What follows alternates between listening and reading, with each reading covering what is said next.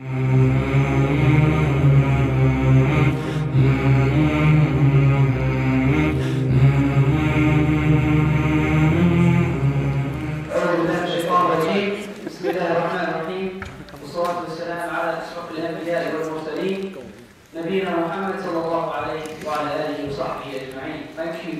you very much for coming, guys. It's an absolute pleasure to see you. Sorry to keep you waiting, but we should be starting any second now. For those of you who haven't been to any ice hockey events before, it is the ice hockey sunnah to be a bit late, so it's very normal. Okay, today's guest speakers we have Ali Dawah and Musa Adnan. Ali and Musa, you might have seen these guys on YouTube and various social media platforms. They're very active in Dawah. For those of you who don't know what Dawah is, it's the invitation to Islam. Ali is a revert, so he's briefly going to go over his revert story, and Musa will be given a small presentation as well. There will be a question and answer session at the end, so any questions that arise, just keep a mental thought, and they'll have to answer questions at the end. Okay, Jazakumullah khair. Barakallahu feekum. Please enjoy and help yourself to all the refreshments. Okay? Okay. Bismillah, alhamdulillah, wa salatu wa salamu ala Rasulullah sallallahu alayhi wa sallam.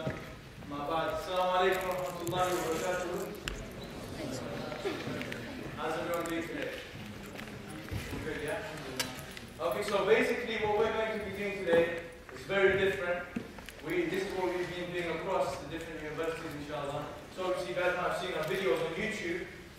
So what we wanted to do is we wanted to come to the universities personally, give you guys some sort of experiences that we've had, alhamdulillah, being in the Dawah, and also speaking about certain things that affect our lives in general, with a little bit of humor as well. So what I'm going to be talking about is firstly achieving goals as a human being, a Muslim, living in the West, and how to live as a Muslim in the West, inshallah, along with some of the personal experiences that I've had in the Dawah, some of the very funny things that have happened with myself, with Brother Ali and with Brother Imam, who unfortunately couldn't be here today.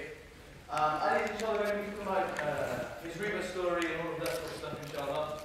So yeah, it's going to be very interactive, and we're going to be walking around, so this is going to be a typical lecture, okay? So you guys can chill out, yeah? I can see you're already chilling out with all of the snacks. Okay, I want to ask you guys a question. Who here wants to do big things in their life? Whatever you regard as a big thing. Just put your hands up. Okay. Pretty much everyone wants to do big things in their life. But a lot of the times we come to some sort of issues when trying to attain those big things. And we think, okay, how am I going to do this? Everyone has a dream growing up. Everyone wants to do something amazing. But there's always that issue of how to get there.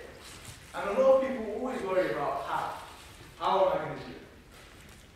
No one really cares about why they're doing it, where they're going to do it, all of these sort of things. Everyone always worries about the how. How am I going to get to that place that I want to get to? Now, people define success as different things. Some people define success as having a nice car, a nice house, and a nice wife. Some people define success as just having a lot of money. Some people define success as just being able to live comfortably in the West. So we have all of these different definitions of success, but essentially everyone wants to be happy. That's something that everyone wants to be. I don't know if you guys saw, but recently, alhamdulillah, we had the privilege of going to the Netherlands and doing some stuff over there as well, with some of the youngsters and whatnot. I don't know, I was with this brother, yeah, it's funny because it was just a bit of a weird situation. I was with this brother, and in the Netherlands, I don't know if you've been there, or if you know about it, it's not overrated when people say in Amsterdam, it's just weed, and a little bit more weed. That's all you get in Amsterdam. So it's like, it was crazy. I mean, subhanAllah, we were walking through the streets of Amsterdam, you smell it, it's disgusting smell, you smell it everywhere. You go inside, literally every single shop is selling weed, what do you think? Weed cookies, weed lollipops, weed biscuits, cakes, everything. Everything was there. So it was a bit weird for us to be stopping people because a lot of the people were genuinely like not right there. So the guy, obviously we had just done Dawah training, and the guy said to me, bro, you know, can you show me? I know you've just done the Dawah training, but can you show me like how to stop someone? So I spoke in Amsterdam, Allah, it was so easy because everyone just like out of it, and they just want to have a chat. So there's this couple walking past, they were from Germany. So I stopped them, and I asked the guy, bro, like, do you want to be happy in your life? And he was like, I don't know. I was like, bro, are you serious? You're not sure if you want to be happy? Like, do you want to be sad and depressed? He's like, oh, I don't know. And then I thought, I'm going to forget this guy. I'm going to talk to his girlfriend. Yeah? I was like, do you want to be? She's like, yeah. She's a bit more normal than him. And then obviously, he didn't believe in God. Long story short, alhamdulillah, like, we proved God's existence to him. But, yeah, all of that stuff, he had to go, and long story short, yeah, that's what happened. But genuinely, everyone wants to be happy in their lives. People have different ways of attaining this happiness. I mean, personally, like, myself and Ali, we talk about it sometimes. You come across some really, really strange people who do very, very weird things to attain happiness, as what they call it. Some people, like, they're happy with their stuff in the music industry. Like, alhamdulillah, they're both from London. And me personally, I know some people who are actually currently doing music in London, and they're really, really big in London. And I speak to them on a regular basis. And you know, one of the things that a lot of people tell me, do any of you guys know about Islam? From Roadside to Islam, yeah? I was speaking to him just yesterday on the phone, and he was like, because he knows all of these rappers in London, and he was like, bro, one of the biggest, most of them are Muslim, he was like, one of the biggest excuses they give me for doing this stuff is like, they're like, bro, this guy came up to me and he was like, Fam, I heard your rap and it was amazing, really inspired me to want to do amazing things in my life. They were like, yeah, we're inspiring people, you know? And he was like, yeah, it's not always like that. So people have different definitions of success. Now, a Muslim's definition of success should purely be to attain Jannah. That should be the long-term goal. Like that's the goal, essentially.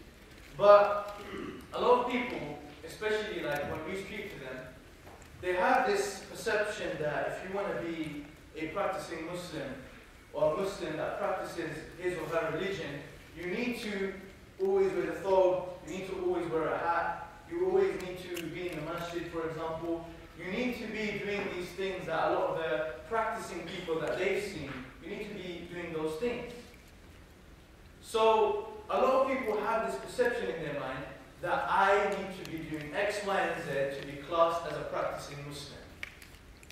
But what they don't understand is that that leaves you in a situation where you're confused. You don't know what you can do and what you can't do in Muslim. And generally, like when we look at the reaction of the Muslims on some of the things that have been happening recently, it shows a lot of confusion. A lot of people don't know what they're doing. One guy said this, one guy, like for example, all of this stuff that happened in Paris recently. So many people reacted in such weird ways to this. People started apologizing for things that they didn't do. Some people started coming out, supporting stuff. Some people started doing all sorts of things. And as a Muslim ummah collectively, we are confused. One guy standing there saying one thing, one guy saying the other. And from a young person's perspective, you don't know what to believe, you don't know what to do, you don't know where to go. And this is what leads certain people to be what like we call as happy Muslims.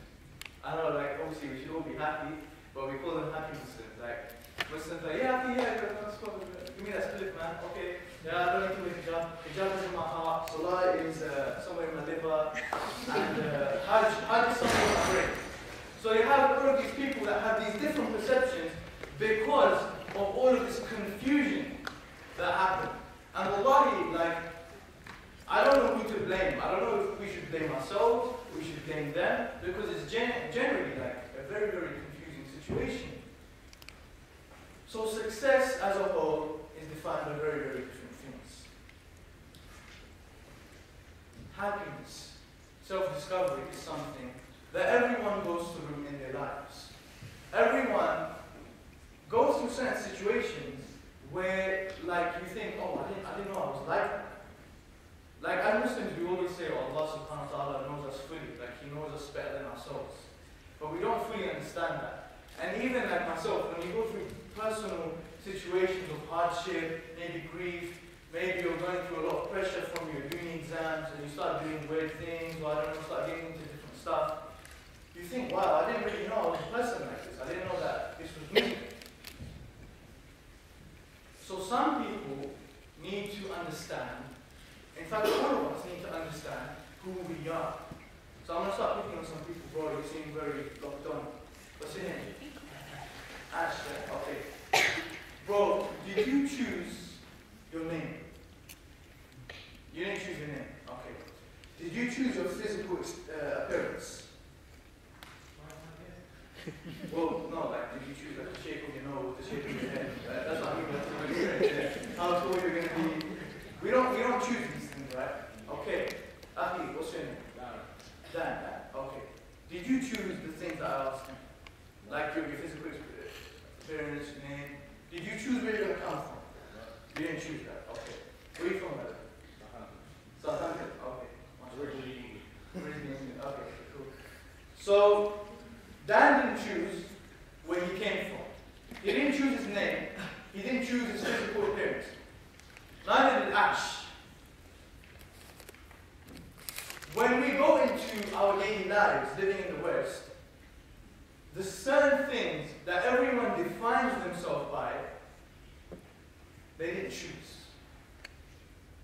The way they look, a lot of people's very, very highly sexualized society, like everyone's sexually frustrated.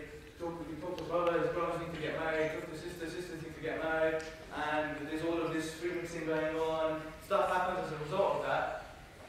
So this is becoming this close. No. So it's a very highly sexualized society. But the things like our physical appearance, we didn't choose it. Our names, we don't choose them. Our appearance, we don't choose them. Where we come from, we didn't choose it. Yeah, people have the audacity to walk down the street and say, oh, I'm Pakistani, I'm better than a Bengali. Or I'm Indian, I'm better than a Pakistani. And then when all of these cricket wars are going on, by the way, I don't watch cricket, I find it boring. But when all of these cricket wars are going on, everyone's country is better than the other person's country. And everyone says, oh, nationalism, yeah, it's not there, but essentially, let's be honest with ourselves. We do pride ourselves in being, you know, wherever you're from. You always think that, yeah, I'm lucky to be from where I'm from. Imagine if I was Indian, you know? No offense, then, but it's just an example. So everyone prides themselves to be these certain things that essentially you didn't choose. You didn't choose these things. Now, in exactly the same way, we have people, I'm going to use the rap industry because everyone knows about the rap industry, okay? So, has anyone heard of a guy called Kanye West? Yeah, put your hands up. MashaAllah. Okay, pretty much everyone.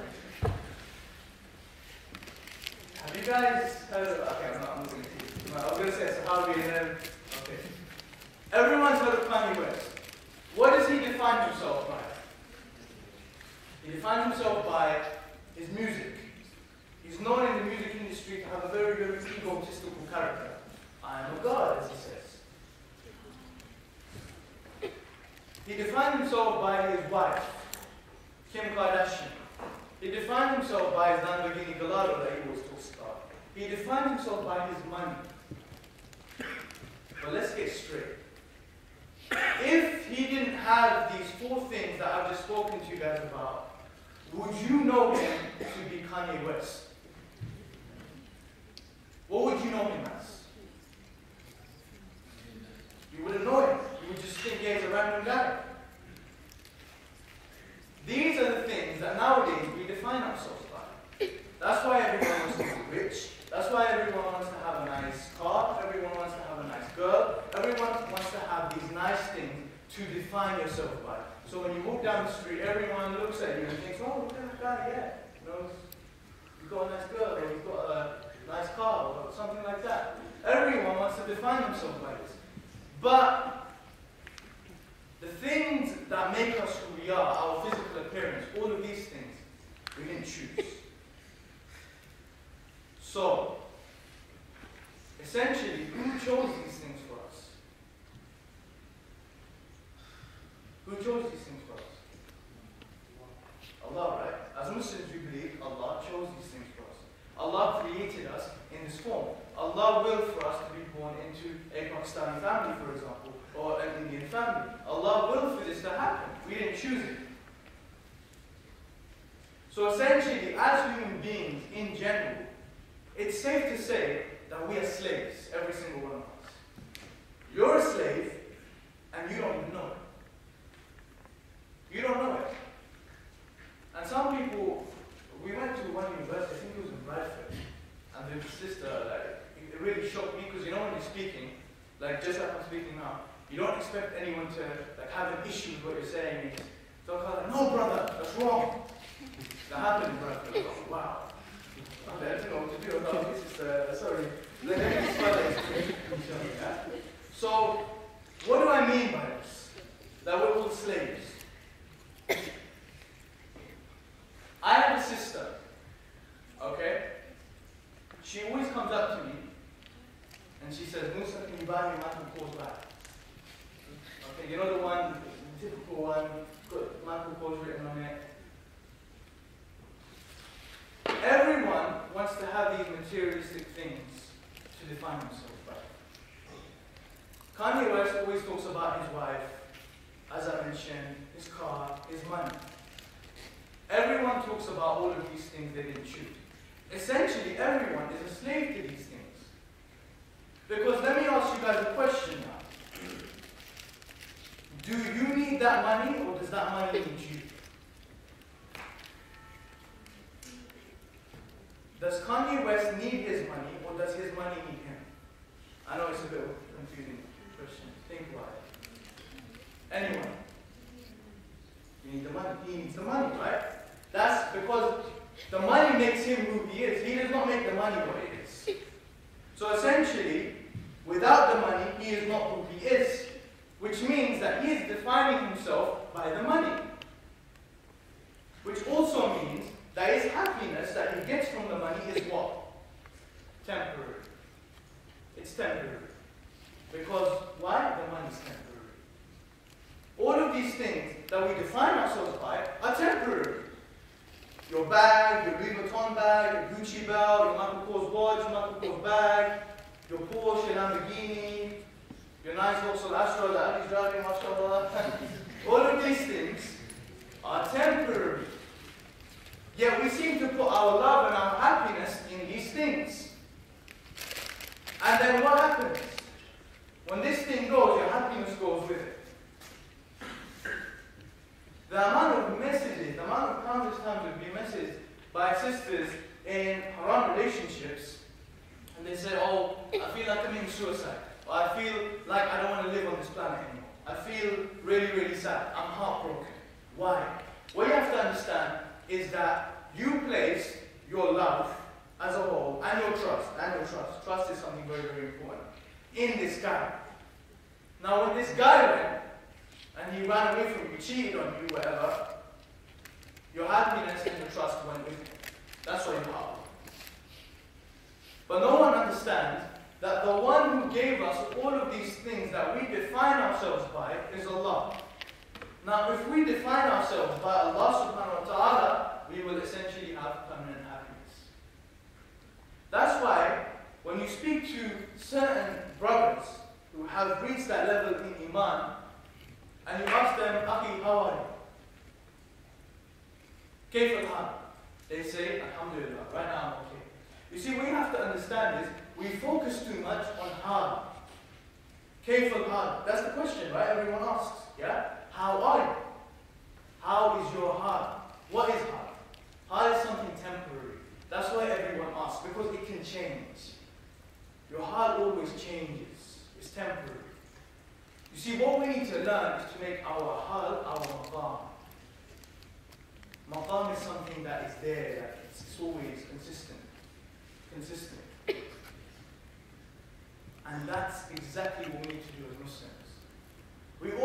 define ourselves by all of these things. Because brothers and sisters, let's be very, very straight. Me and Ali, I could have come here and spoken to you about 1,000,000 other things. About Islam, you know, about the story of Maryam alayhi salam, about the story of Musa alayhi salam, story of Asya, very, very inspiring stories. But I chose to speak about this because essentially this is what defines us as Muslims. And the reason why we are all very, very confused is because we don't define ourselves by the right things.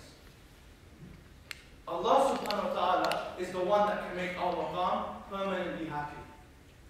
If you put your happiness in Him. That's why when you see some people, they're always happy. Some brother. You know, I know one brother, I don't want to mention his name, but subhanAllah, when I think about this guy, he's always in a hard situation. Every single time. Always in a hard situation. Whether that's with work, he's not earning enough money, his brother. He always has problems at home. He has a lot of tests that Allah's testing him with. Yet, wallahi, whenever I link him, whenever I go see him, he's always happy. He's always happy. Whenever I ask him how he is, alhamdulillah, bro, I'm doing really good, man. Let's go get some breakfast. Let's go do this. He's always happy. Why? Because certain people have learned to define themselves by Allah. They think, I am here for the sake of Allah. Allah has given me my pretty face.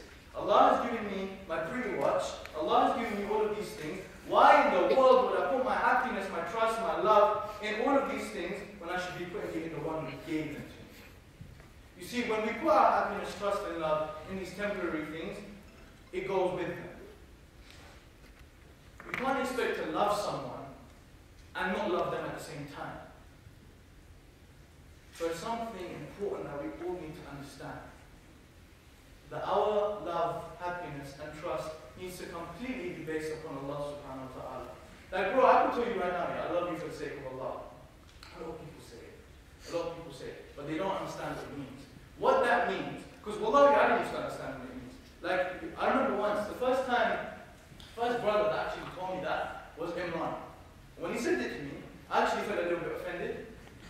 I genuinely felt offended. Like, I was like, because I thought in my head, I was like, why is he saying that he loves me for the sake of Allah? Like, doesn't he love me genuinely? It confused me. But then when I learned about it, I thought, no, that's amazing. Because what that essentially means, what that statement means, is that, bro, you can swear at me, you can spit at me, you can slap me, you can punch me, you can take my shoes, you can take everything. I still love you. Why? Because I love you for the one who created us. I love you because you say, La ilaha illallah. That's something that is powerful. That is what makes us brothers and sisters. Not just, oh, I'm a Muslim, oh, you're my brother, that's it. This is what makes us brothers and sisters. This love for the sake of Allah. That is what makes us brothers and sisters. Now, enough of all of this sort of stuff. I hope everyone understands. Does everyone get the gist of what I'm saying, yeah? Inshallah. Okay, cool. Now I'm going to move on. I'm going to talk about certain experiences that we've had in the Dawah. Personally, now it's going to get a bit rough. It's going to get a bit weird. A lot of the weird stuff has happened. A lot of the people want to get involved inside, like into the Dawah. A lot of people want to give Dawah. They think it's all hunky-dory. Like they see all of our videos on YouTube and they think, oh, you guys are amazing. And they start advertising and whatnot. And they think, yeah, I want to do it as well. And one of the things that personally happened to me when I first started, Brighton, it's not too far from here, it was in Brighton. Because before I started giving Dawah in public, I was giving Dawah with an organization called IRA. So I was volunteering with them like 24/7. I was working for them for free. And we went to Brighton to give Dawah, right? So this guy comes up to me. He's like, bro, that's exactly how he spoke to me. He's like, bro, I need this leaflet that you're handing out. It was a book. I still remember. It was called Science in the Quran. It was around 3-4 years ago. And I gave it to him. I was like, yeah, sure. I gave him a little bit of Dawah and then he went away. Next minute, I just hear some guy swearing, shouting, and whatnot. So I look to my right, and I see this guy who's thrown the book on the floor, the same guy, and he's jumping on the book. What's going on here? Yeah? And then I spoke to some of the other brothers that were more experienced than me, and they were like, oh, bro, it's alright. And they started laughing and whatnot. I was like, what are you laughing for? Like, he's just jumping on the book. It's like pretty traumatizing for me. I scared him. He was like, oh, there's a reason why we print these books in English, bro. I was like, alright, cool. So, you will get really, really bad, like negative stuff happening to you in Dawah. Like I remember in Hyde Park once, and especially you have to have a good patience. I was speaking to Brother Imran like 2 weeks ago, and he was saying to me, like, bro, we haven't been giving proper Dawah until this year. And I was like, why? Well, why are you saying that for? Like, so the past years we haven't been doing it properly? He was like, yeah. He was like, he goes to me, have you read the seerah of the Prophet Sallallahu Alaihi Wasallam? I was like, yeah, I have. He was like, what's one thing that you can tell me that the Prophet Sallallahu Alaihi Wasallam went through that we are not going through? And I was like, yeah, the Prophet gave Dawah. He done these certain things. We went to different cities and everything, which is what we do. But I said to him, he didn't go through the hardship. Like we're not going through the hardship that he went through. We're not going through it like the past 2 years. He was like, exactly. That's where we messed up. Not that we want hardship, but the hardship is like a prerequisite. It shows you that you're on the right track. Because Allah truly only tests people that He loves. Now this year, subhanAllah, like I wish I could tell you, but a lot of the stuff that's been happening to all of us has been very, very frustrating.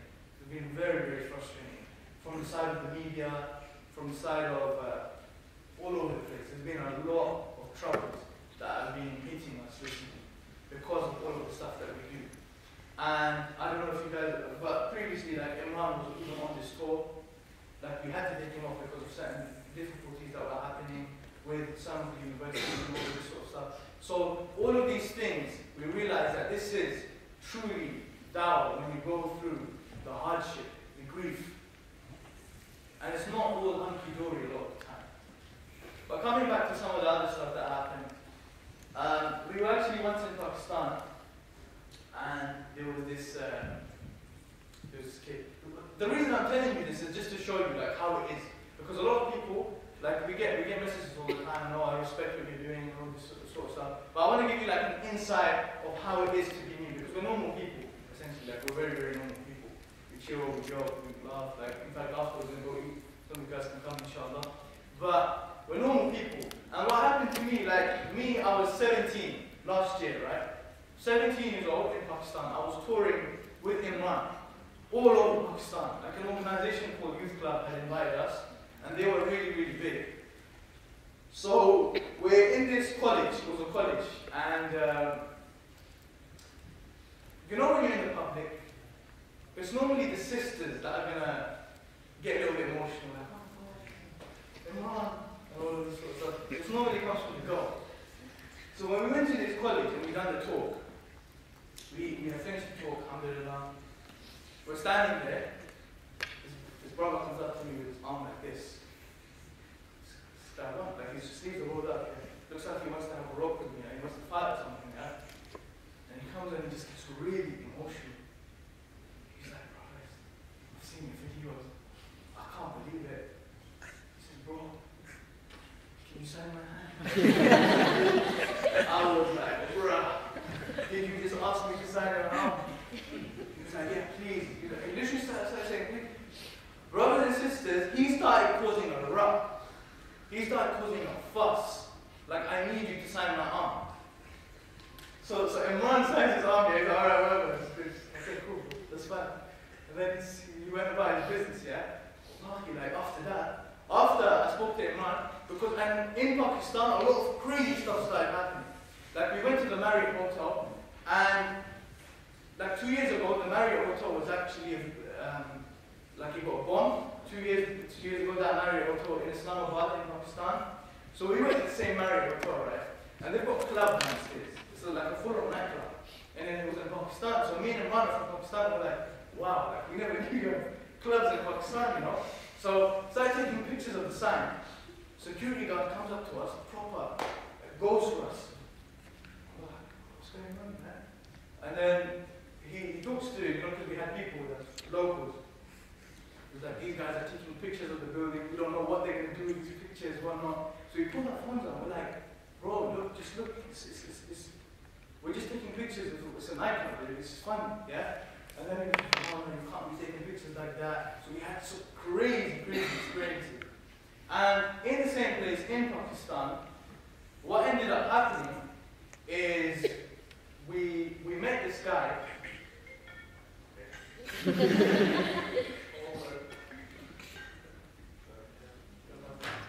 Yeah, we met this guy, and he was like a really, really big singer. I forgot his name. Like, we were meeting all of these people. When I was put on Facebook, people were like, wow, I didn't even know who these guys were.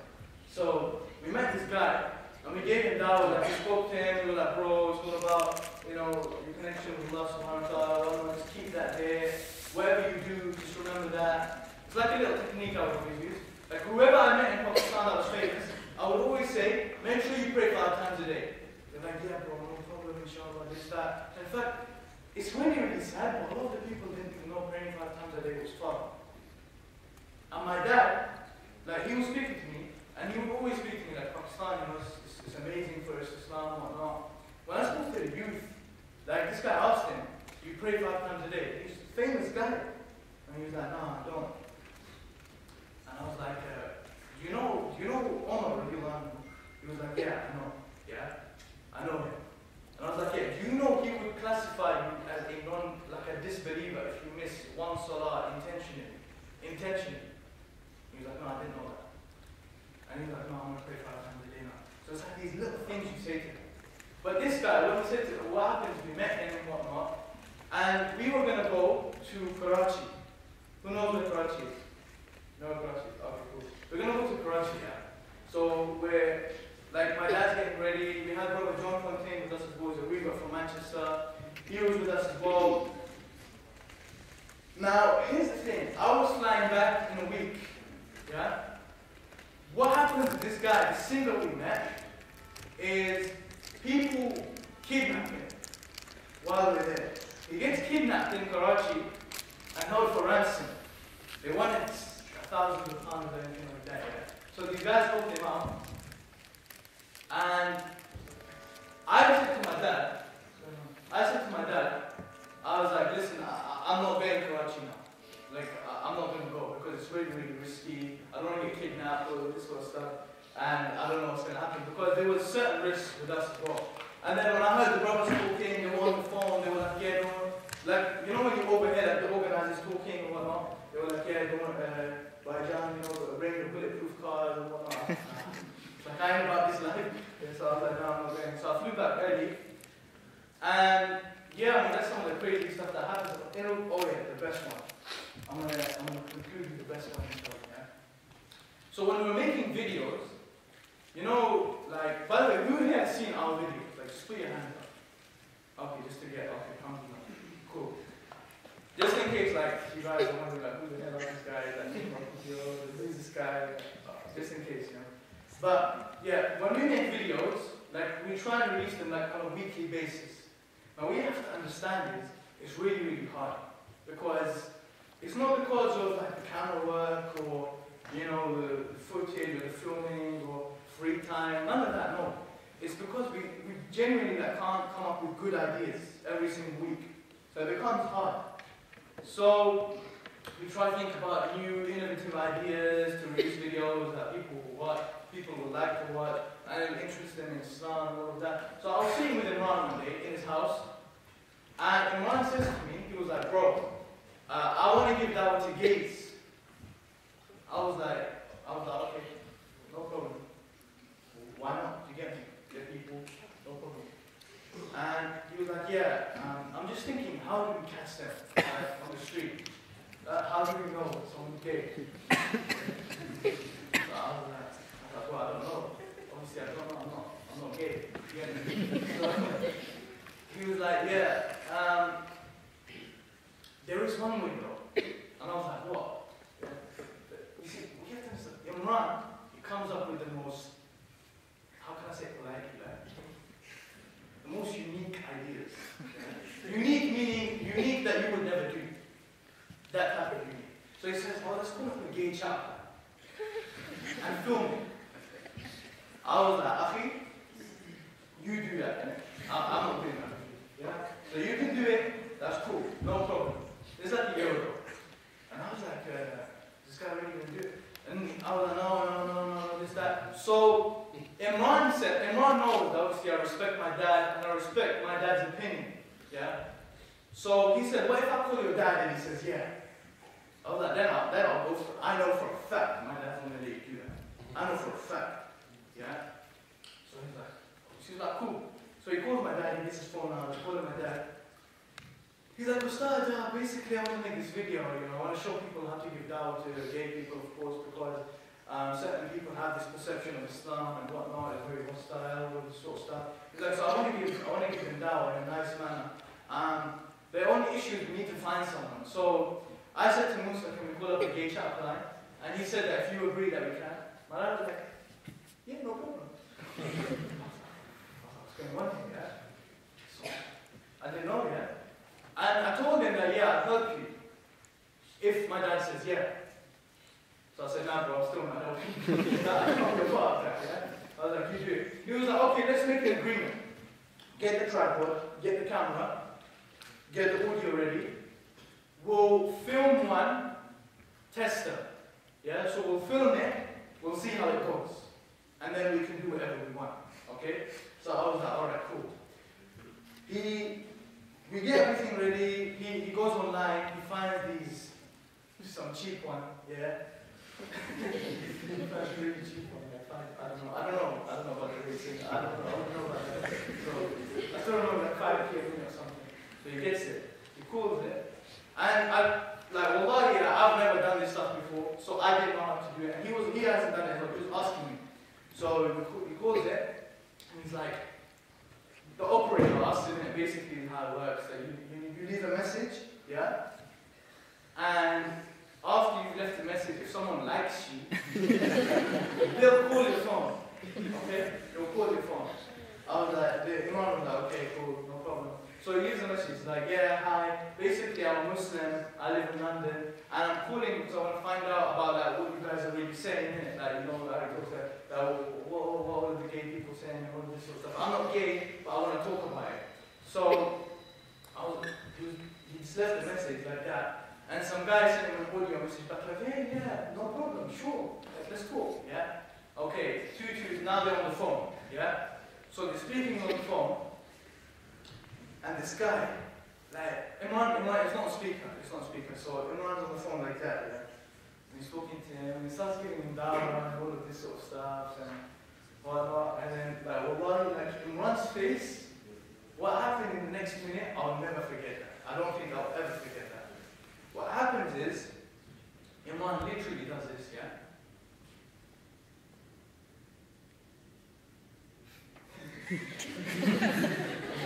Let's do something else. I was like, listen, what happened? I forget. I was like, no, what happened? I told me, innit? Yeah? And he was like, bro, I called the guy, yeah, he's talking to me properly, yeah? All of a sudden, he just starts talking to me like I'm gay, stop playing with me, yeah?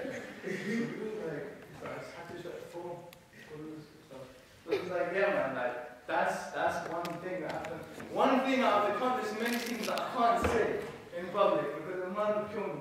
But it's like, this stuff really, like, the way it works and the way everything is, you need to be releasing videos on a regular basis. And this is the kind of problems that we go through, like releasing stuff and all of this sort of stuff. So yeah, man, that's pretty much it. That's what I wanted to talk about today. I wanted to give a little insight. I need to just put a little disclaimer, forgive me if it was too whatever in it. So, yeah. Alright, so.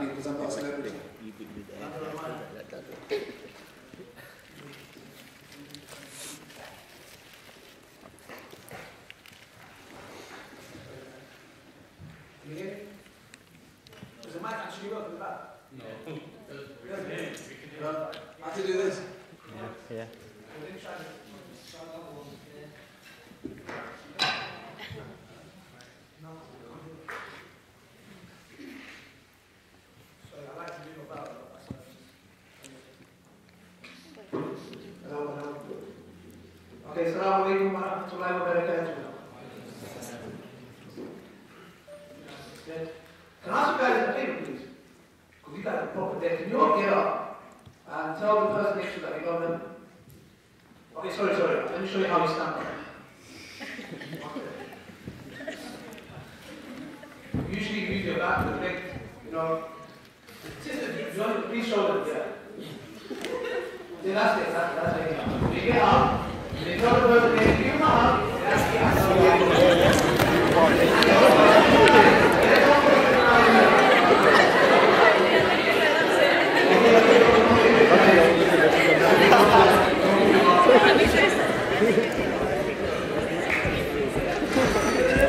No, I think what?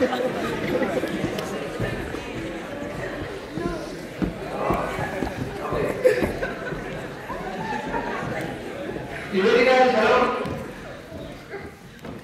Okay, before I start, I want to pray God Almighty, Allah subhanahu wa ta'ala, the most merciful, the most just. Every work that we do with His permission, and all praise and glory belong to Him. So my name is Ali Dawah, and I think also already asked if you guys watch our videos, and a lot of you do, mashallah. I'm a convert to Islam. I'm Kurdish, but I come from Turkey. It's a long story, you know, like Pakistan and Bangladesh, you guys got beef over curry. It's not something like that. So basically, yeah, my real name is not Ali actually, and my surname is not Dawah. Do you know my real name? Okay, I'm gonna spell it out and you guys try to pronounce it, yeah? E-R-D-I. Together, let's try it. You said that. No, it's L-D. You go with the yeah, that's my real name. But obviously I'll come to how I chose the name later on. Yeah, so I come from a family where my mom's side is Alawi. You know, has anyone heard of Alawi? Yeah? It's a sect of Shiite. But they don't really follow it. They say words Alawis, they go about their life, but they don't really follow it. My dad is agnostic. So my dad says, well, I don't know, maybe there's a creator, there's no creator. I don't want to get into that, I don't know, I haven't got time for that. So that's my family background in a nutshell.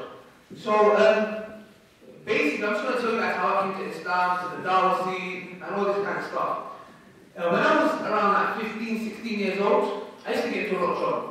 You know, as you know, gangster money, unfortunately, you know, influenced with the violent society. So I used to be disrespectful to my mom, my father, my brother. I was just disrespectful. I used to do what I wanted to do. You know, I would be involved in a lot of gangs and fighting. You know, that's why I was. I never got into drugs, alcohol, cigarette, none of that. I was trying to protect me from that. But when it came to fighting and gangs, I don't know, I was just like watching too much GTA or something. I was just, you know, I was really hyped about it. You know, I was getting into a lot of fights. So I got kicked out of school, didn't know GCSEs. You know, I didn't later on to go on college. So my dad said, you know, you get into a lot of trouble, you can come live with me. I said, okay. So he used to live up north, somewhere called Grimsby. Has anyone heard of Grimsby? Near home, opposite home. Yeah? Okay. So my dad had a business there. He wasn't, my mom wasn't, my parents were separate, but my dad used to come to London every now and then. So he said to me, you're going to come and live with me. I said, okay. I don't really want to go. I'm sure it's because he doesn't upcut you. So he said to me, you're going to come. I said, okay. So I moved up there with him. And in this area where I live, it's a racist town. It's really racist, man. Every single day I'm getting to a fight. Seriously, like, they will call me, like, not, please, no one get offended, but they were like, Paki. Yeah? Like, I had a black friend who called me Paki. So why did they call me Paki? Like, he was really offended. Call me something else, I'm not.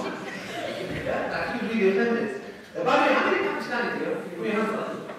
Don't let my shit sit on me. Are you serious? I think there's only 3 Pakistanis. Really? Okay, let me try to pronounce it because Musa teaches me all of it every now and then.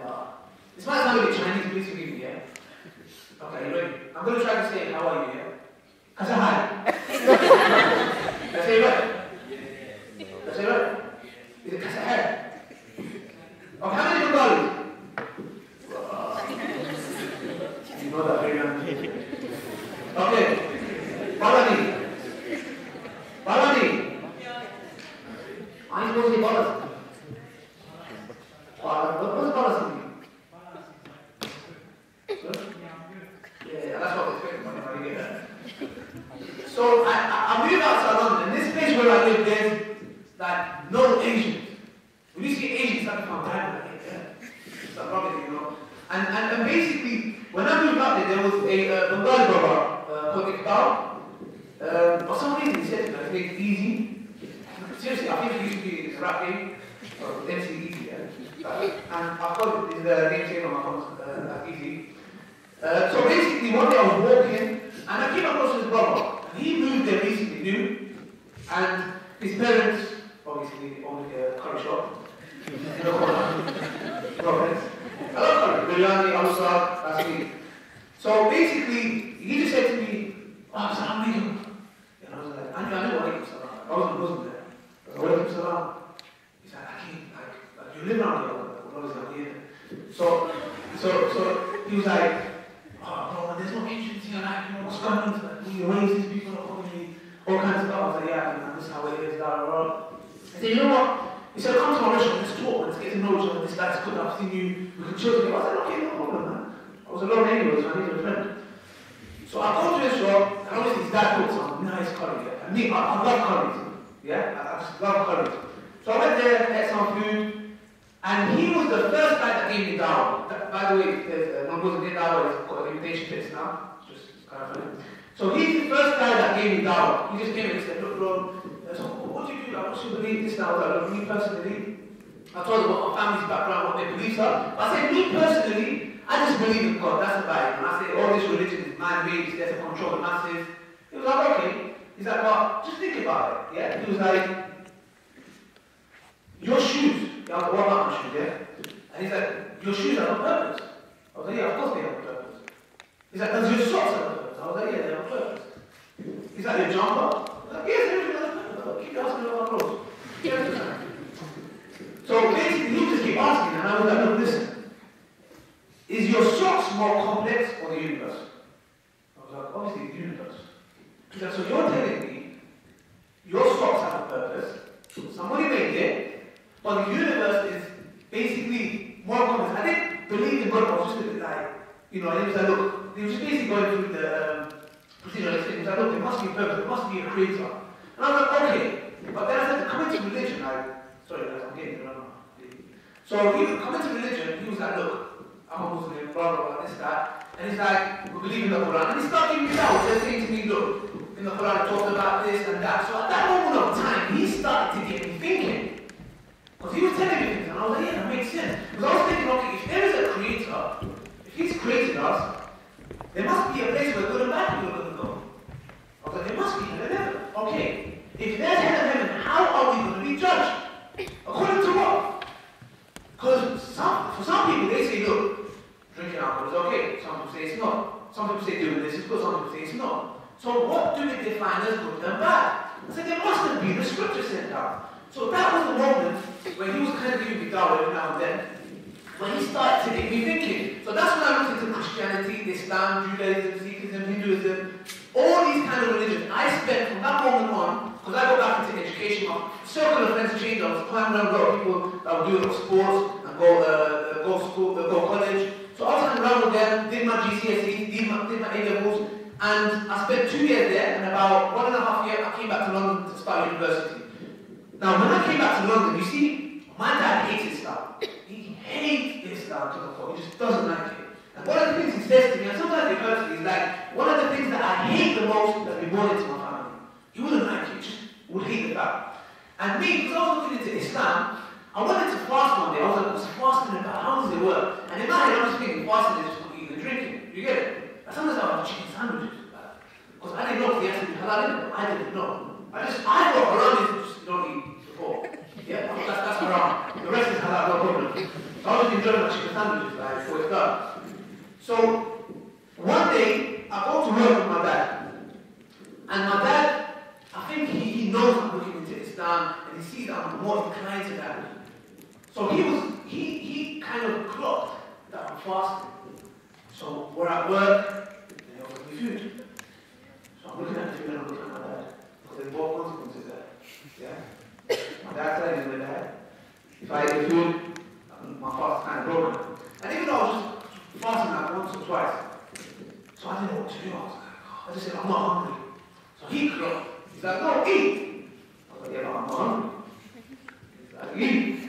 Yeah. And get closer So I said, I don't want to eat, and then he went on mad. He started cursing, swearing at me, all kinds of mad things, just went on mad. And I've had times where I was kicked out of my own house. I've had times where I lived at Musa's house for a month, Imran's house. They are blessed their family. They really looked after me. They really looked after me. Is there any rebirths here? So basically, when it comes to rebirth, guys, you really need to look after them. Because after a story, I knew the specific sister. Seriously, I just think like, wow, if I was in the case, like in her position, I would have left Islam. I was like, the things that she's gone through. Like seriously, if you have friends that are non-Muslim, you really need to take care of them. And the reward of Allah is really, really important. So obviously I was going through a lot of hardship and stuff like that. But you see, I was inclined. If you brothers know, you guys are rebirthing. You know, well, when was the first time you went to the masjid? Like, you know, you're just scared. You know, what happens there? Like, what is it? I had that moment. One day I'm driving in my car to my local masjid, yeah? I didn't know the masjid. So I'm just driving up and down. Should I go in? Should I go in? I'm scared. And I'm looking at this masjid. It's a really beautiful masjid, really nice. But I'm scared. So I'm driving up and down. Because I'm thinking, what if it's not a mosque? What if it's a Hindu temple? I'm thinking, if I go in, what if they have to do bathrooms or something? But you don't know, because I don't know what the info can be happening there. So I was thinking, I said, no, I'm not going to go in, because I don't know what it is. And one day I was driving, and you know, with me, like, before I came to Islam, Musa finds it funny last time, a lot. But I used to be thinking, like, I was thinking Muslim there. Because with me, I like to be grateful for the things that I have. Whatever it may be, food, shelter, I like to be grateful to Allah subhanahu wa ta'ala. So I always thank Allah. And I was thinking in the car, like, you know, when I'm driving, like, you know, just fun, myself, smiling. I would just do that. But what happens, I came to a point where I said, it's not enough. I want to give more to Allah. So I said, you know what, I want to learn how to pray. I just want to take my shower, yeah? So we went to East London. Come on, guys. Like, seriously. Yeah. So I'm going past East London, and I go past the East London Mosque. I see there, God coming out. So that's definitely my street. That's not a Hindu temple or a church or something. So I just go in there, I park my car, I did that really sharp turn. You know those moments when you're like really emotional? I just felt like sharp left turn, I was really flying into a tree. I parked my car and just went into the masjid. There was a really lovely brother who looked like I want to learn how to pray. He's like, yeah, Sharaki. And the way he did was he started going, like, he was explaining it to me, but it was a bit hard. Because he was like, okay, when you stand, you need to say this, yeah. He was explaining, I was confused. I was like, look, just chill out here. I was like, you know, have you played hangman before? You know, that's, you draw the man, stick. I said, draw it, like, draw me like, how I need to stand up, go down. How does it work, yeah? So first he drew, like, you need to stand up, go down, ruku, sajda. And then I learned how to, like, you know, with the body, what you need to do with the body. Then he taught me how to, what I need to recite. So that moment of time, I accepted Islam. And in the meantime, when I was in London, when I moved to London from outside London, I spent about 2 years looking into religion, like different kinds of religion. I watched Dr. Zakir Naik's videos, Ahmed Dida's videos, Yusuf Estes videos, and there was a hikmah behind it. See, when I came to London, I was alone. I had no friends. I'm telling you, I was like a one-man soldier. And there was a reason behind it. You see, God Almighty does things for a reason that we don't understand. So I would be just alone at home, because you know, when you're at home, you have the internet, just browse on YouTube or Facebook. So I would watch a lot of videos. I would watch a lot of videos, and I was not involved in the dawah. I didn't even know what dawah meant. Until one day I watched a video, this is when I accepted Islam, I watched a video of Abdul Rahim Green. You guys know Abdul Rahim Green, yeah? Okay, so I watched a video of this where he's in Speaker's Corner. And Speaker's Corner is a place where there's like different people in different faiths. Muslim, Christian, Hindu, all kinds of things. Like they're just debating all this kind of stuff. You have Jews flying around. Like it's crazy. Seriously, you have individuals standing there for hours and hours just preaching and preaching and preaching. So one day I went there and I came across this individual. What's the name of this one? Can you find out what they should go? Jason, I said that again. You see that? Yeah, I didn't answer it. Go, let me show you. I came across this individual, Christian missionary. So I came across him, yeah? And unfortunately, this guy, I think he works for, he Fox News, yeah, he's just chatting, rubbish about Islam. He was like, Islam's about terrorism, they beat their wives up, all this kind of crazy stuff, yeah. So I came across him and I was like, what's wrong with this guy? Is he okay? And I couldn't help myself. You see, when I came to Islam, I had this connection with you guys. Like all of you guys. I see you guys as my brothers. You know that Musa just said, when somebody comes and says, Aki, I love you for the sake of Allah, but you don't really mean it. You get it? One of those brothers just says it just for the sake of it. Or a sister that comes and says it to you. Well, it's not like that. Every single one of you guys, I see you like my own blood brother and my own blood sister. So when I'm out there and he's just chatting nonsense about Islam, I couldn't help myself. I said, I have to do something. And this is how we all need to be. And it's really important because recently Musa did a study on YouTube. He did a video where he goes to a lot of individuals who are Muslims. You know about Islam? I have a lot of non-Muslim friends. I have a lot of Muslim friends, but they don't tell me anything. And it's sad. So that's why I just went up there. I was like emotional. I just went up there. There's like 300 people. The first time I'm there, he's shouting, I'm shouting. I'm trying to clear up misconceptions. And when I got down, I was thinking to myself, why didn't I just do that? Like, seriously, I was thinking, why didn't I just do that? And to this day, I still don't know why I did that. But I did it, And it's really, really important, brothers and sisters. When somebody comes and says something bad about Islam, try your best, don't just ignore it. I know we live in a climate where Islam is getting attacked, left, right, centre. But that's not the case. So anyways, something interesting happens. Imran used to come to Hyde Park, this place. Can you hold it? Please, So, Imran comes to Hyde Park regularly, so he spots me and he sees me and he's like, okay, this brother comes here every week, really passionate. I used to go there every week, because I used to like to interact with people and talk to people. So Imran came to me and he's like, Salam alaikum. And Imran is gas, turbocharged. He supplied half the electricity in London, gas. He's on a high one, yeah? He's just gas. Salam alaikum, here. And I went, calm down. He's like, bro, I see you coming here every week, telling people, we've got to do something. Yeah, what's he talking about? Do what together? And he's like, bro, listen, come to my house next week, make a plan. Always wanted to think, he's just going, I don't know, who's this guy? I don't know who he is. So he's like, come to my house. So he invites me to his house. But I totally forgot the week after. And he sent one of his friends that he's like, man, Imran's upset. I told you to calm you, I actually totally forgot. I really forgot. He's like, okay. I said, tell him, I'm going to come there tomorrow. He said, okay. So I go to his house. And when you go to a family, not family house, but let's say you're Pakistani, you go to another Pakistani family's house, you don't know Bengali, English, whatever you guys are, don't English to me. So when you go to the house, it's a bit awkward because you don't know them. So when you walk through the door, you're all pious. You don't know the floor, you don't know the ceiling. So I'm going in, you open the door, as usual, this guy. You open the door, assalamu alaikum, how you doing, man? They need to put my hand out, yeah? Like, it's a mess or so. So basically, I go in there, I'm taking my shoes off, what's going on? And he's like, Aki, listen, that's the living room, go sit down. I'm just doing something, I'm going to be quiet with you. I'm like, okay, just do your thing, stay away from me, bro. And then I'm taking my shoes off because it's awkward, isn't it? I just took my shoes off and I was going inside. You know, you go to somebody's house, just like to wonder, like in a museum, isn't it? What's going on? So I'm going inside, I sit down. I'm sorry, you're not stand up. Actually, no, I'm so sorry. So I go inside here, living room, big living room, mashallah. So I'm sitting down, I'm just wandering around, looking around. And then I see Brother Dawud. Who knows Brother Dawud?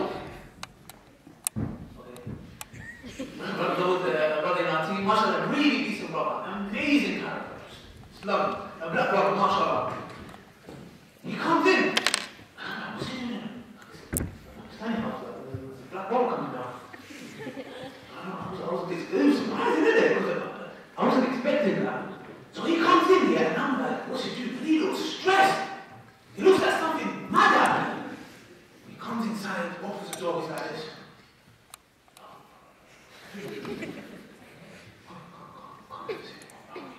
He's talking to himself and I'm thinking, is he okay? Like, he looks distressed.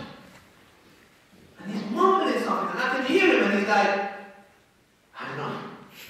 I've got to get married, I think that's too much. So he wants to get married, and he's on the mad one. So I'm sat here, he's walked in the door, and he's walking up and down. I'm like, what's he doing? Okay. So then, a couple of minutes passed, he's just there, I don't know what he's doing there. There are paranormal activities going on. So then I see one big man come in. Like, you know what the SWAT team made your house? Bang! The door flies off. Imran just hits the door, comes in. He's like, Aki, I got this sick idea, bro. Yeah? And I just proud myself here. I was like, wow.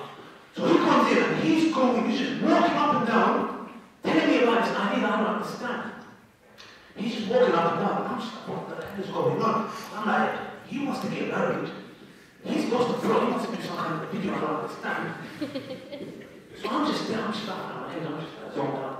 And then I looked to the corner, and there was a brother there, I didn't see him. Yeah, he was probably more lost. He was like, right, this guy, I want to get married, he's going to start crack. He's in the corner, it's Somali brother, you know what's good. Any Somalis there? Big up to Islam, mashallah, I'm not speaking Somali, but I'm going to say it there. So I see brother do that, a Somali brother in the corner, yeah? Do you know what he's doing? He's eating food. But it's not normal food. I'm looking at his plate, like, what's he eating? He's got chicken, rice, with banana and ketchup. And I was like, wow, I was thinking in the higher age, I wouldn't take it straight out and just never come back to the house again. You know that haunted house, don't go there. But I've tried it, like banana and rice. Trust me, you gotta try it. You gotta try it. So that's how I met the brothers, met Musa. We had that connection, mashallah. And it's a blessing. You know, to have a really good friend. Companionship is very important. Met the brothers there. From that moment on, Imran persuaded me because he said, actually, you need to start your own Facebook page. I said, you know, potentially, you're very passionate. I said, look, bro, I don't want to get into social media. Just let me go speak. It's going to do my dawah. Leave me to it. He's like, no, you got to start a Facebook page. I said, look, I'll start a Facebook page, but leave it at that. Don't come up to me and say, Cameron. Me and Cameron will not meet each other. I don't want to go there. He said, no, just do your Facebook thing. I don't want nothing to do. I said, okay. Started my Facebook page. I'm going to go there light. And we'll do a lot of dawah, we'll post dawah pictures, for example. And it really picked up. And you know, in money, man, I want to leave you. Start coming like that. Your videos are quite good, you know that. I'm like, I don't want to go there. But alhamdulillah, he said to me, look, bro, just try it, you know? And it might persuade you. He reads some book, I don't know what it's called, MP, what? Have you heard of it? Neuro-linguistic programming? NLP, have you heard of it? Something to do with matrix or something, just reprogram your head. He just makes you do stuff seriously. Once I went to a talk at Queen Mary University, Imran lived here, he went all the way here, outside of London. And this talk finished, yeah? He wants to ride home. But he did it in a different way. He got all emotional on me. Because I'm the only one that drives. He's like, Aki, you know the Sahaba? Yeah. He went on like, black and I know.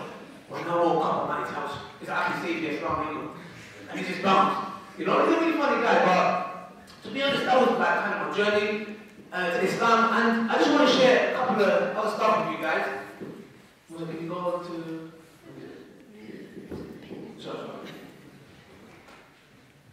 I just want to talk about a couple of verses from the Quran. You see, brothers and sisters, like I said to you guys, the current climate that we live in is very, very hostile.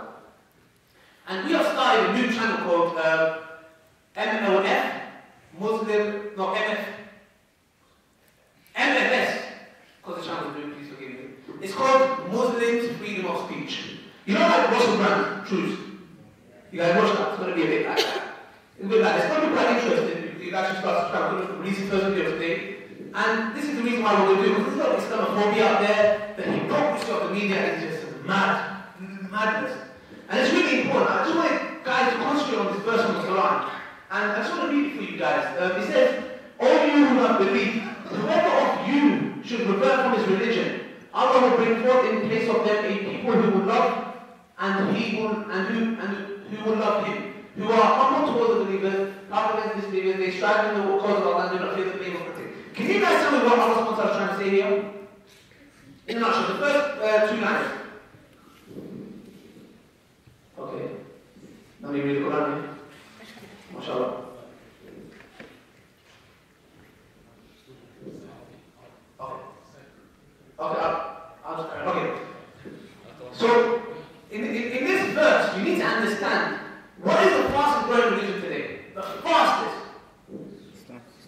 Oh, don't be shy. Don't worry, don't give me a minute there, calm down, man. Islam is the fastest growing religion today, yes? Now, Allah SWT is saying to you guys, look, He's talking straight to us.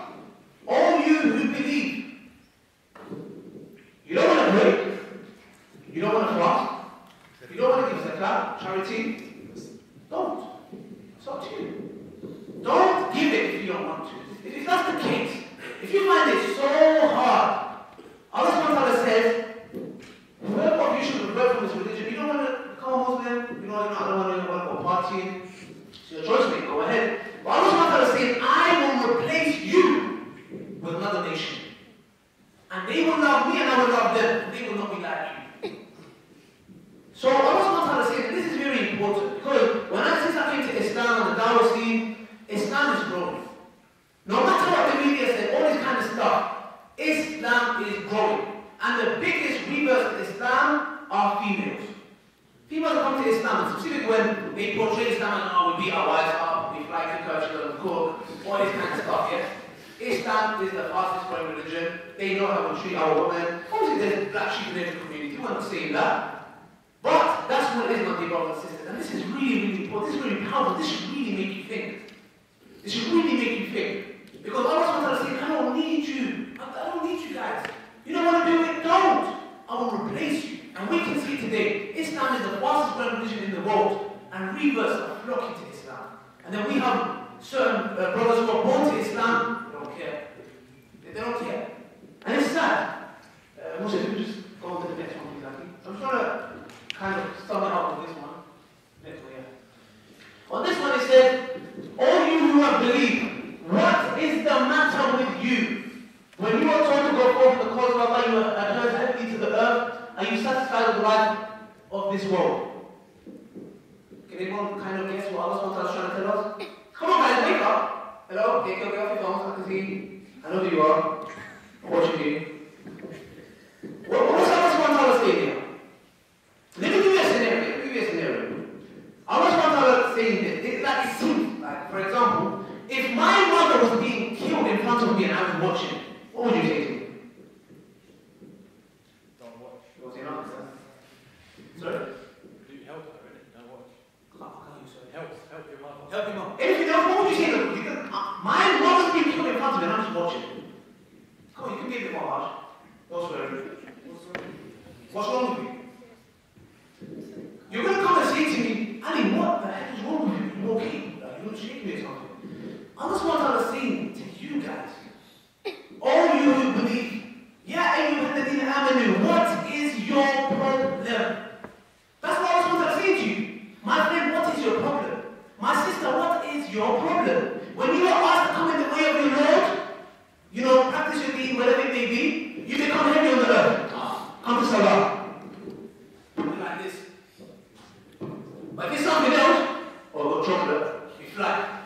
Yeah, whatever it may be. So Allah is saying, what is the matter with you, man? Seriously, guys, the biggest blessing that God Almighty is giving me, I truly believe this, is Islam. It is Islam. I told this, I don't care. All this Islamophobia, I don't care. I love Islam. And this is one of the biggest blessings that we've got. And we really need to know the value of that. And I'm just going to put something up with this. Has any of you guys watched my reality shows? Are you serious? This one. No, seriously, if you've watched it, I really need to know in order for me to carry on because I'm going to leave otherwise. I'm joking. Have you watched the reality shows? No? Okay. We're going to do a quick little workshop. Yeah? So, basically, with the reality shows, I specifically deal with haram relationships. Yeah? And if you haven't watched it, brothers, specifically sisters, brothers, I've got a really good show on for you guys. It's called The Pious Gold Diggers. Don't worry, I got you on this one, yeah? Yes, don't worry, go watch it. So it's regarding haram relationships, yeah? I deal with it in detail.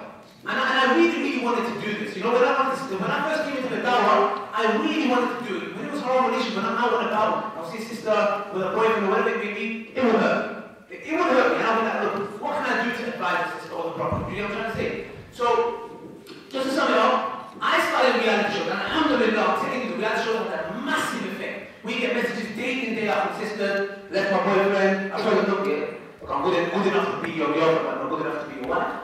Woo. So, you know, since you're laughing, yeah? So, basically, it's really, really important. But the reality show were doing great. They were doing the job. Perfect. But when I'm out and about on the streets, sometimes I would see, like I said, brothers and sisters in relationships, which we would, in Islam, just tell us the kind of advice. We wouldn't be like, oh, stop. Oh, shoot, or something like that. No. So that's why I'm just going to quickly show you guys how I do it. So I need a boyfriend and a girlfriend, but obviously it's going to be two brothers, so they'll be acting out. You get it?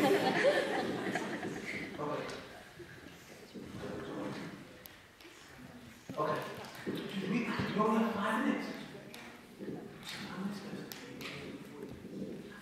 No, the quick Q&A cannot be done. How yeah, okay. Sorry. I'm sorry. Okay, guys, listen. I need, usually most of like to be the girlfriend there. But, no. I used to fly to it, so it's going to be the boyfriend. Okay, I need a volunteer. Okay, don't turn around me like that. Don't turn it around like that. Hey, me. Okay, come. Okay, do something. Okay, you guys are in a really serious relationship, yeah? I want to see the twinkle in your eyes. Okay. Oh, calm down. Calm down, brother. So listen, one day I'm in Stratford, yeah? So one day I'm in Stratford, and I'm recording a video, yeah? And I'm a kind of guy, when I see something, I won't sleep at night if I don't do something, yeah? So I'm just recording, man, if I was asking questions. Over there, I can see something, yeah? I saw a sister, yeah? Some guy got his hand around me. I was like, hold up. So I told the guy, I can hold up, yeah, I'm coming. So what I did was, obviously, have you guys seen my enjoying those video cards? Have you seen these cards? You haven't seen these cards? MashaAllah. I'm going to give these cards out to you guys, inshallah. On the pink one, it says, you are worth more than being a girlfriend. Why compromise? On the blue one, it says, what if your sister had a boyfriend? How would you feel? You get it? So, what I did was, I just went out, I was like, okay, right, so I've got to be the gentleman. I just want to show you guys how it's done. You get it? You don't got to think, haram. Oh, you're still going to be like, oh, really? Sorry, we didn't know it was haram. Thank you. They know it's haram. You don't need to tell them it's haram. So, I just went out to like, Assalamu alaikum, brother, sister. I'm just raising awareness about the wrong relationship. Can I give you one of these cards? There you go, sister. Which one, sister? No, you sister, because you look too flashy. Okay, there you go, sister. So I did a little bit of trick here because I didn't want to assume that they might be married, you get me? So I was like, can I give one to your husband, please? No. Wait. So can I give one to your husband?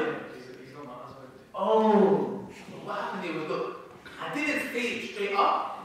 I was like, can I give one? She's like, he's not my husband, he's my friend. I was like, oh, this is it. Okay. Alright, yeah. So what happened was, honestly, from there we kind of understood what's going on. So I gave one to the brother. You see with this kind of stuff, once you know Islam teaches us manners. You don't go up on a bad one. I reassure them and say, look guys, you guys are my brother and my sister, yeah? I might have more sense than you guys, yeah? But as a brother, I'm here to advise you, yeah? Sure, okay. Okay. If, like for example, I would just go there and say, look, we're just raising awareness about our own relationship. Look at it. I know it's hard, the times are hard, it's peak, 150,000 amount of money, where's your money, yeah? You got to work that extra time.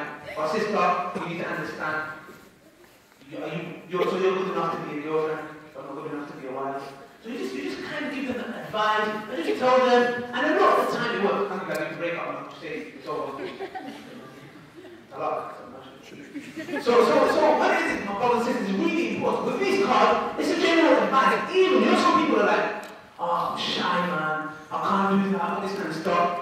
At least give a card. The card does its job, you get it? Because on the pink one it says, okay, work more than being a girlfriend, why compromise? On the back, I thought I put this in because you know sisters are emotional. When they see this, they're going to start, yes, I'm doing the help, yes. They're going to go on a mad or suicidal, yeah? So at the back I have to say, all my, like in the Quran it says, all my servants are transgressed against themselves, never destroy the mercy of your Lord. And for the brothers, it's the hadith of the Prophet ﷺ, which says, you know when the man came to the Prophet, peace be upon him, and he said, make zina permissible for me to say, would you want that for your sister, for your auntie, for your daughter? No, I wouldn't. Then don't do it to other people's sister and mother. You get it? So that's about it for me, guys. I hope you enjoyed it. Yeah, that's about it, guys. I don't know what to say. Thank you for listening. I hope you guys benefited. Like I said, our new channel, I'm going to put it up in a minute. But before that, can you give me 3 minutes to play a quick pretty much video? And please, guys, don't remember, we're going to have a question. Okay, we're going to have a Q&A session. Okay, sure. So,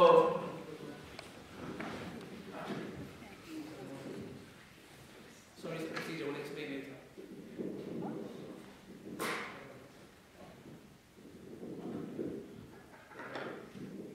Okay, so as you guys know, alhamdulillah, we're like pretty much full-time doing dawah.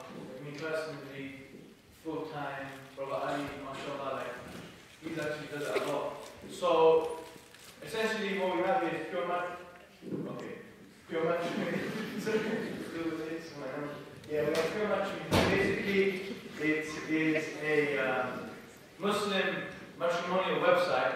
And basically, I personally know people that have got married from pure matrimony. Alhamdulillah, they're having a really good time. Mashallah, it's like, it works. Yeah. So a lot of people shy away from matrimonial websites because it's more like dating sometimes. Like for some of the other websites out there, it seems like it's dating. Even the Muslim ones, Muslim in inverted commas, a lot of them like seem like it's dating and stuff like that. But with pure matrimony, alhamdulillah, it has a specific function that I really like personally, that it's like, for the sisters, it's got this exclusive thing that your photos aren't viewable by everyone. So you can't just like search in Google and just like come up with everything. Yeah, it's like, there's no window shopping. Your photos are exposed to whoever you allow them to be exposed to. And also inside the chats and inside all of the emails, everything, there's something called wali integration. So it's all wali integrated. So they already have your wali in there. If you don't have your wali in there, you can't go on the website. That's how they do it. And yeah, it's like, it's pretty much like the best place for finding a practicing spouse nowadays. You know your leaflets that we gave you? Yeah. On the back, there's financial thing? Yeah, on the back of the leaflets you can see the thing, and there is a promotional code as well. You see how fast promises they run? Yeah. I saw that, especially that. Yeah, so you tell us now. I was talking about him, but I guess you're so the code that you need to put in is Ali Dawah. One, no space, yeah? So they just know that, you know, it's from us, etc. We're going to play the video, and after that we're going to have Q&A. You can ask any question you like out loud, or if you want, write it down on a piece of paper, hand it down. After this video, I'm going to hand over those pink cards to the sisters and the blue ones to the brothers. Just pass it over, take one each, inshallah. And the reality show specifically telling you guys, sisters and brothers, please watch it. Sisters, if you watch it from part 1 to part 9, you will flag if you're working out the window. If you have one, yeah? So, trust me. So, inshallah, let's watch this first, yeah? Alright, stop it, everyone. Is it voice?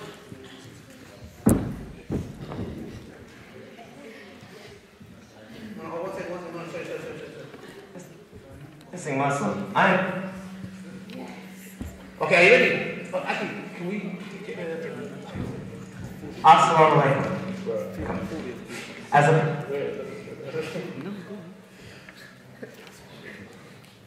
Cinema. Yeah. You ready, guys? Assalamu alaikum. As a practicing Muslim, I understand your concerns regarding trying to find a pious spouse online. And quite frankly, I'm not surprised. Because trying to find a practicing single Muslim on other halal matrimonial websites is like trying to find a needle in a haystack. Some practicing single Muslims won't even entertain the idea of searching for a marriage partner online, whereas others are frustrated by what they come across. And why? Because they feel that those other Muslim matrimonial websites are more like dating sites with profiles full of people who, let's just say, aren't suitable. Just like you, I searched on those other websites too. And I did find one person who shared the same likes as me. But in the end, the one most important thing was missing. She wasn't practicing. But then I came across purematrimony.com and was surprised by how refreshingly different they are from other matrimonial websites. And now, 1 year on, alhamdulillah, I'm now married. That's right, married. But the best part is that not only is my wife practicing her deen, she also happens to like the same things as me. PureMatrimony.com is the world's the largest website for practicing single Muslims seeking a marriage partner in one place. Not only did purematrimony.com make my search so much easier, they also have some pretty cool features. They've got a unique, scientific personality matching feature, so I wasn't wasting my time talking to people who weren't compatible. And sisters, listen up. Because you share your picture with only those who you wish to, you can feel at ease knowing that the brothers can't window shop. Plus, again for the sisters, you have the option to include your Wali in your conversations using the smart Wali integration feature. So I got to meet my father-in-law early on. PureMatrimony.com, because practice makes perfect. Okay, guys.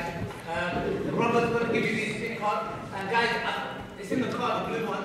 So after the video, you can come to that sort of So I'll give you guys that after, inshallah. And I think we can commence the Q&A. Yep. Yeah, does anyone have any questions? Those of you who are shy, there's pens and paper around, so if you want to jot that down.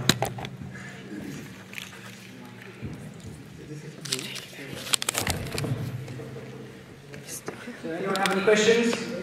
Yes, sister at the front. Abdurrahman, can you get the paper?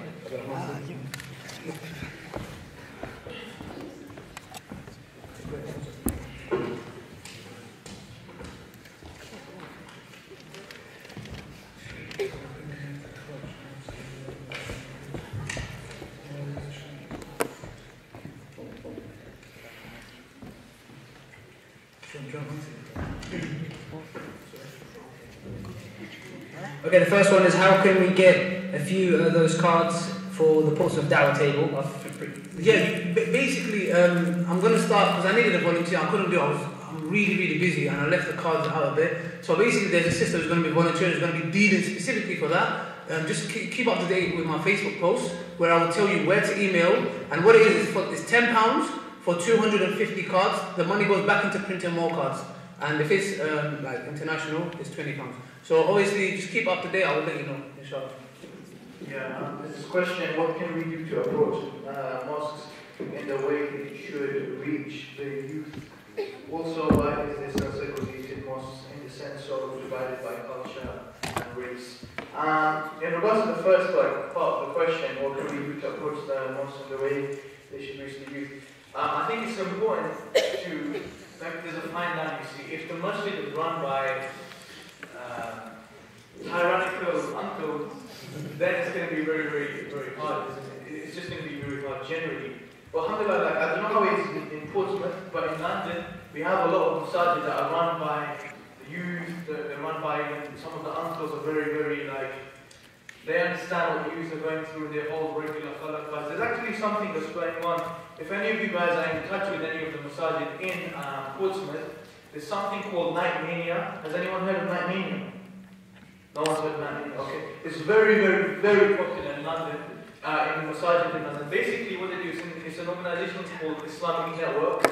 So you can just search it on Facebook called Islamic Network.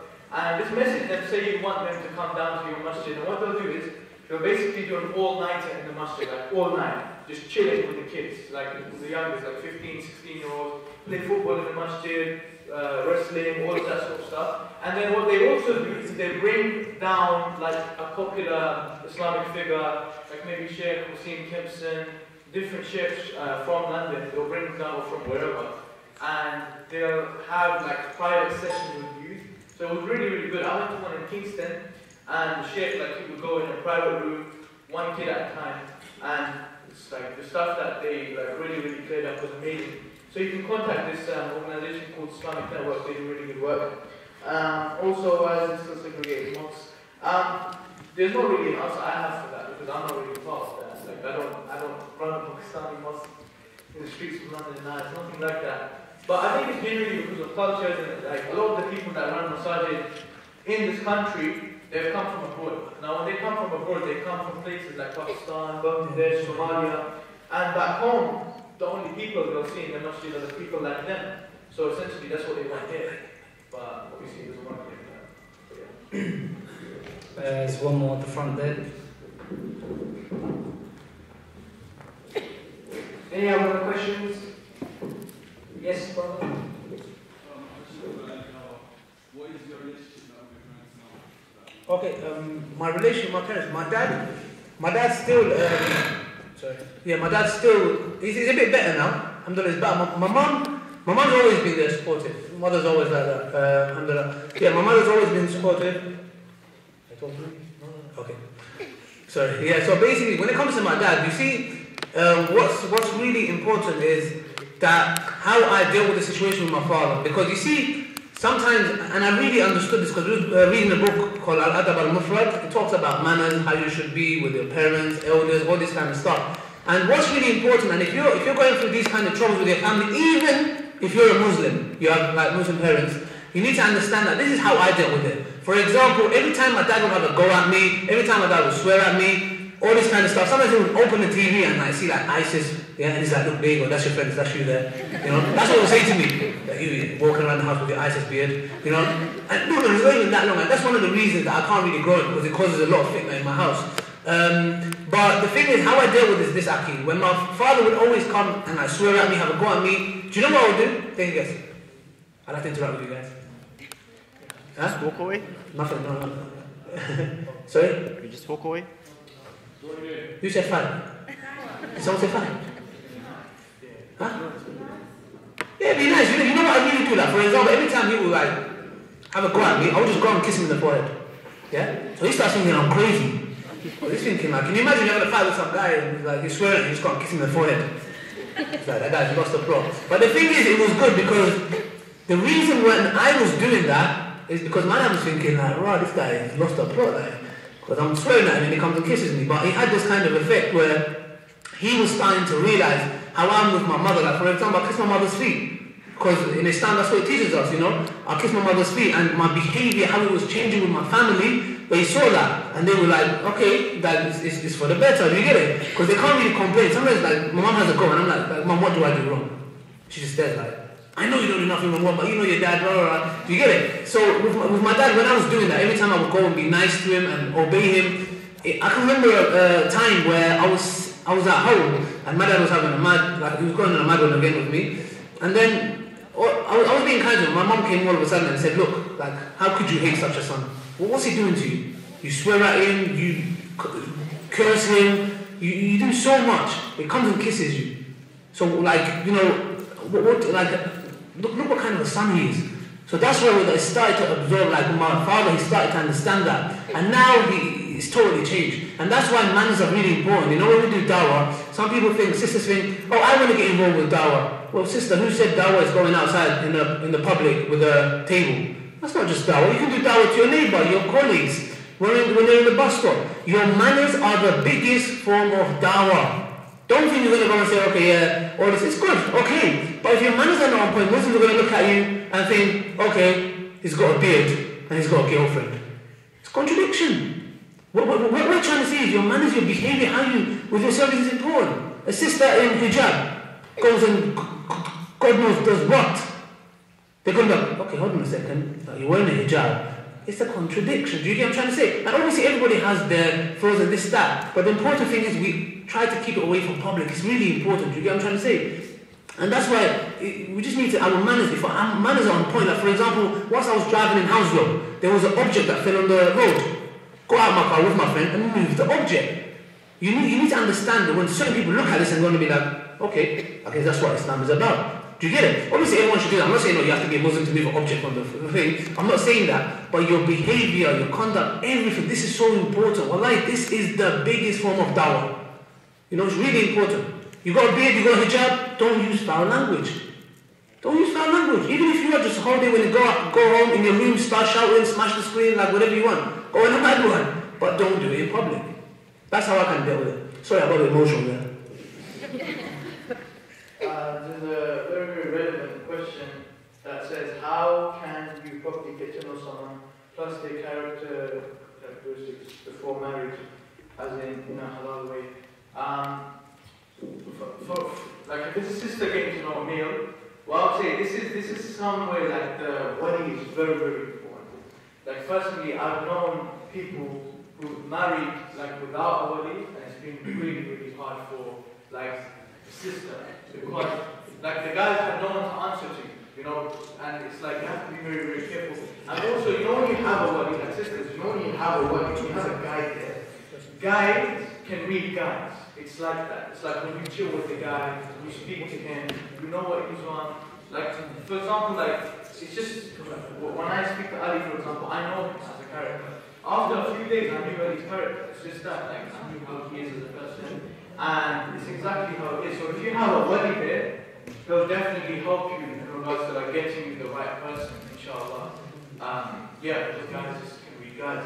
And if you're looking for a sister, I would say like just do your research, whatnot, speak to her properly, and like just see what kind of family she comes from, because family background is very, very important.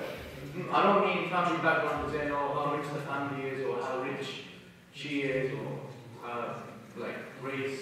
I mean family background as in is the family a good practicing Muslim family. A lot of the problems would normally come from like the family like is not practicing, and then that will definitely have an impact upon your life with your wife, because I know you're marrying the girl, but essentially you need to look at it as you're marrying a family.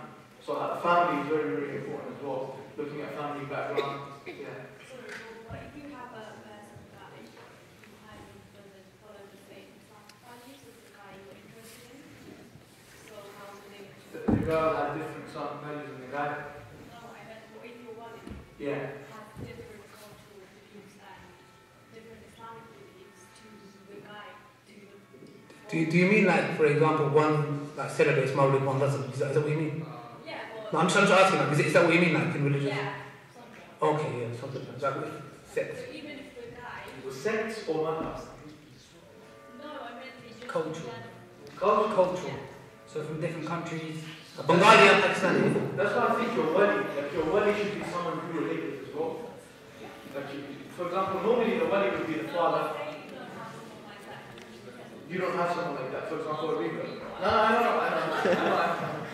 Like, for example, like a river sister, let's say she's converted, she needs someone there, she doesn't have a brother, father who's Muslim. Then what you would do is you would go to an imam that you trust, or a person who you trust, who is trustworthy. What do I mean by trustworthy? Not brother, mashallah, Anas, who you see at the ISO or whatnot, he's nothing to you like that. Because at the end of the day, you need to go to someone, not that he's not trustable or nothing like that, but you need to go to like an imam or someone like that, who basically, he's there, he's not grounded, and this is what he does on a regular basis. And like yeah, you can't just look across and go, oh, wait, he's a nice brother, mashallah, maybe you can look for me. You need to go to someone you trust, someone who knows you, like that. So if it's a river sister or a sister who doesn't have a wali at hand, I would say go to an imam you trust and who shares the same values as yourself. Because it's a very good point. Because if the wali shares different values as the person, he's going to look for someone with similar values as him. As Brother Ali mentioned, if you have a wali, for example, that celebrates Mawlid, he's going to get someone who celebrates Mawlid.